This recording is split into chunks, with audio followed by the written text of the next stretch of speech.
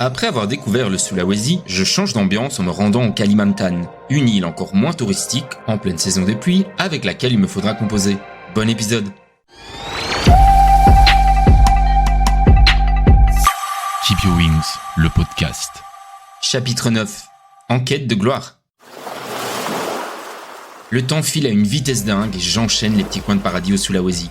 Je décide même de me diriger sur une autre île, le Kalimantan, la partie indonésienne de Bornéo. Cette dernière est probablement encore moins touristique que le Sulawesi. Et les transports entre les différentes villes est loin d'être aisé. Pas de chance pour moi, c'est également le début de la saison des pluies. Et il pleut fréquemment et abondamment. Je suis en pleine ville, mais je commence à être défaitiste quant à la possibilité de m'en éloigner pour faire des randonnées, ou tout simplement voir un peu plus de nature. Les excursions organisées sont chères, les guides n'acceptent pas mes propositions lorsque je mentionne que je suis seul, et m'y rendre par mes propres moyens me prendrait des heures et des heures. Déçu et blasé par cette semaine entière à passer dans la ville de Banjarmasin, je m'offre tout de même une excursion en bateau à travers les villages qui sont le long du canal. Une sacrée claque lorsque l'on voit comment les gens y vivent. La rivière est utilisée pour laver les vêtements, la maison, l'eau y est prélevée pour cuisiner également. Un choc culturel qui prend en triple lorsqu'on aperçoit certaines maisons presque en ruine, mais remplies de gens qui vous sourient, vous font des grands signes, vous interpellent. Hello Mister, welcome. Hors de question de prendre mon appareil photo et de commencer à mitrailler ces personnes comme si c'était des bêtes de foire. Je décide juste d'observer, de profiter du moment. Je ne sais comment l'expliquer, mais les larmes remplissent mes yeux. L'humilité, la sincérité et le bonheur simple me font réaliser à quel point nous passons notre vie à nous plaindre de notre quotidien. Souvent pour les mauvaises raisons. Et je veux apprendre à être heureux comme je suis, sans désirer de trop, en arrêtant de me comparer aux autres et en vivant pour moi-même. Ces gens peut être moins que moi, mais semblent plus heureux. Le sont-ils vraiment ou ce n'est qu'une façade ? Je ne le saurai jamais sans doute. Et c'est peut-être préférable de cette manière. Cette excursion terminée, je décide d'observer un peu plus mon environnement. Banjarmasin est loin d'être une ville pauvre. Derrière la maison traditionnelle se cache un véritable centre commercial à faire pâlir certains centres européens. À la pointe de la modernité, ce dernier est clinquant et contrebalance le côté modeste du reste de la ville. Il faut dire que la ville est en passe de devenir un véritable hub. La réduction de la pauvreté constitue un volet central de la vision de la ville. Tout d'abord, l'objectif stratégique de la ville, qui est de se positionner comme la porte économique vers le Kalimantan, vise à créer de l'emploi local et à attirer des entreprises, ce qui bénéficierait aux populations pauvres et générerait des opportunités d'emploi.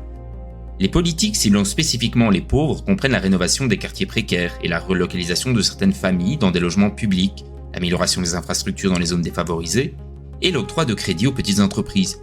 Ces initiatives sont étroitement coordonnées avec les objectifs des autres volets de la vision de la ville. C'est en tout cas ce que rapporte l'ONG Kota Kita. En clair, une véritable politique est mise en œuvre pour faire de Banjarmasin un pôle économique viable et qu'il soit le fer de lance de la région. J'aurai d'ailleurs l'occasion de visiter ce gigantesque centre commercial au cours d'un date Tinder. Peu avant de nous y rendre, Tetra m'avait donné rendez-vous devant un petit restaurant de rue. Les yeux écarquillés des locaux étaient impressionnants. Un boulet avec une indonésienne, help, comment réagir ? Nous commandons nos plats et entamons une discussion. Rien d'exceptionnel, plusieurs banalités ressenties sur l'Indonésie en général. Je constate également que ce rendez-vous ne mènera nulle part. Tetra est plus obnubilée par le fait que je sois un étranger que par une éventuelle baise. Peu importe, je suis curieux d'en savoir plus sur elle. Mon plat arrive rapidement, mais pas le sien. Après 10 minutes, elle jette un œil vers le serveur qui fait une tête d'enterrement. Haha, il a oublié mon plat. Rigole-t-elle. Comment ça ? M'exclamai-je, nous ne sommes que deux dans ce resto. Je pense qu'ils étaient si étonnés de voir un étranger ici qu'ils ne m'ont même pas calculé. Incroyable. Ou c'est peut-être parce que tu viens manger avec une jeune fille de 16 ans. Pardon ? Répondis-je alors que mon sang se glaça d'un coup. Je plaisante, j'ai 22 ans mais c'est vrai que je fais jeune. T'es sûr ?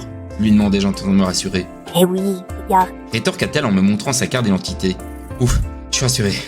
Cette montée d'adrénaline a bien failli m'achever sur place. Je ne suis pas un dangereux prédateur, juste un mec en manque, mais qui s'est profité d'une soirée sans avoir envie d'agresser sexuellement une personne de genre féminin. Bien. Nous poursuivons ensuite notre conversation sur les rêves et espoirs de Tetra. J'aimerais tellement aller aux États-Unis. Me lança-t-elle. Tout a l'air génial là-bas. C'est comme ici, mais en plus beau et en plus grand. Ça te fait rêver ? Lui demandai-je. Moi, je pense pas qu'il puisse exister mieux sur Terre. L'American Dream a vraiment fait son chemin pour devenir un idéal pour Tetra. Elle aimerait s'y rendre pour voir les grands buildings et les stars de cinéma. Une sorte de fantasme qui la guide jour après jour, comme espoir de pouvoir atteindre cet objectif. Tout coûte cher là-bas, il paraît. Me répète-t-elle en vantant les bons prix indonésiens. Ils ont peut-être des stars, mais nous, on a de bonnes choses à manger. Plaisante-t-elle en s'imaginant les nombreuses chaînes de fast-food accolées les unes aux autres. Les yeux de Tetra brillent et s'illuminent lorsqu'elle parle des USA. Je me décide de garder bien au fond de moi ce que je pense des States, et lui souhaite de s'y rendre rapidement.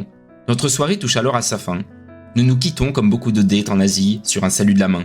Une rencontre intéressante, mais qui ne m'offrira guère de perspective en termes de conquête féminine. Ma fin de voyage en Indonésie sera véritablement rythmée par la Coupe du Monde 2018. Tout le monde la suit et les gens comprennent facilement d'où je viens lorsque je leur dis Eden Hazard ou Lukaku. Oh, Beidia, good. Me répondent-ils la plupart du temps. Je m'étonne d'ailleurs qu'à Banjarmasin, considérée comme la capitale du Sud Kalimantan, je trouve un bar plutôt moderne avec une terrasse extérieure où sont projetés les matchs.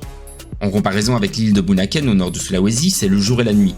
Malheureusement pour moi, avec le décalage horaire, la Belgique joue fréquemment vers 2h du matin. Le bar, quant à lui, reste ouvert 24h/24, une chance de dingue.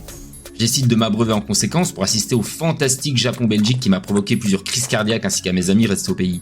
Cette soirée-là, je me suis enfilé des bintang toutes les 20 minutes, une célèbre marque de bière indonésienne. Je m'étais déjà rendu bien avant le match pour y manger, pour bien entendu picoler. Après ma 5e binouse aux environs de la mi-temps, une représentante portant les couleurs de la marque de bière en question me rejoint. Vous aimez vraiment beaucoup la bintang ? Me dit-elle. C'est une bonne bière, lui lançai-je à moitié bourré. Pour vous remercier de votre fidélité, nous vous offrons une nouvelle bière et une casquette bintang aussi.